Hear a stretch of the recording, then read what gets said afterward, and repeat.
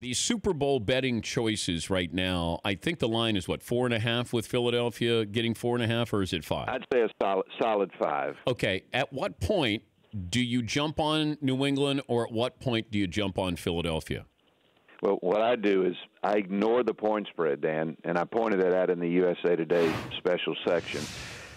The winner of the game, that's the winner of the game, only 6 times have they failed to cover the spread out of 40 or out of 51 games. That's 42, 6-1. You pick the winner, that's 80, almost 90%. Pick the winner of the game, and you'll beat the spread 90% of the time. I don't try to get involved in, should I take this, should I take that, what's value. Does that make sense? Yes. So what you're saying is whoever you think's going to win, it doesn't matter what the point spread is. Generally speaking, and I remember I had to make a tough decision many years ago. San Diego was a 19-point underdog. I love underdogs against San Francisco. Well, you and I both know San Francisco is going to win the game, so I use what I always do, and that's pick the winner. And that's the only reason why I picked San Francisco and was lucky they covered the spread. The 5 rules to win your Super Bowl bets. By the way, this article can be found in USA Today's special newsstand edition of Super Bowl 52. That'll be on sale nationally tomorrow. So give the audience your 5 rules to winning your Super Bowl bets.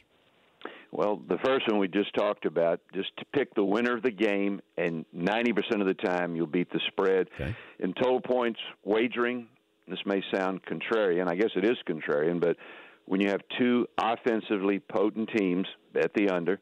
Conversely, if you have 2 dominant defensive teams, always bet if you have 2 dominant offensive teams, you bet the under. Defensive teams, you bet the over. All right. Rule 3, proposition bets, Dan. You know what proposition bets are. They're sucker bets. Just who's going to score first, the coin flip. It's crazy. If you bet any of those, your money will disappear, I'd say, as quickly as Kim Jong-un dissenter. So don't do that. Okay. That's number 1. Okay. Halftime bets, they reline the game at halftime, Dan. You always take the team at halftime that you think will beat the original Super Bowl line. And if you've done that, you've won 21 of the last 24 games. And don't bet parlays or teasers. Sucker bets also. But let's say I have it's halftime and I take the Patriots and I give 5. No, at halftime they reline the game. Let's say the Patriots are winning. Patriots are winning at halftime 20-0. At halftime they'll say the Patriots even. If you take the Patriots again, which you should, because at that point you would say to yourself, heck, they're winning 20-0. They're going to beat the original line.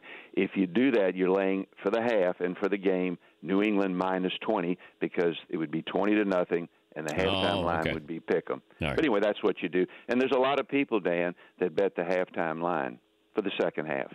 For more Dan Patrick Show, tune to Audience Channel 239 on DirecTV or download the Dan Patrick Show app.